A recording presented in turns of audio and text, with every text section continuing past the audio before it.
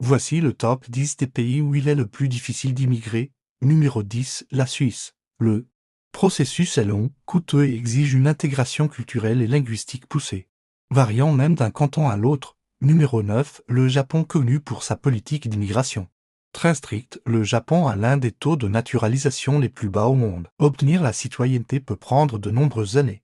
Numéro 8, l'Autriche. Il faut y résider au moins 10 ans, maîtriser l'allemand et renoncer à sa nationalité d'origine pour espérer devenir citoyen. Numéro 7. La Chine. Obtenir un permis de séjour permanent est un véritable défi. Les lois sont complexes et les critères d'éligibilité très stricts, souvent liés à des contributions exceptionnelles au pays. Numéro 6. Le Bhoutan. Ce petit royaume himalayen protège farouchement sa culture.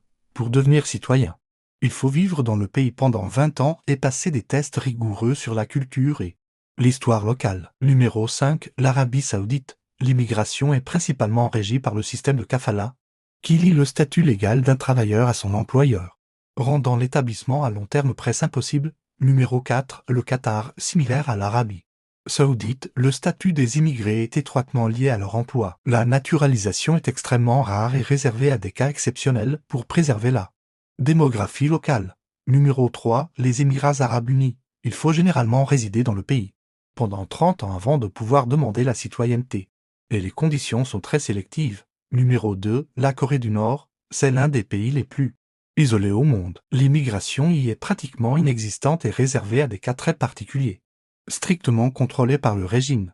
Numéro 1. La Cité du Vatican.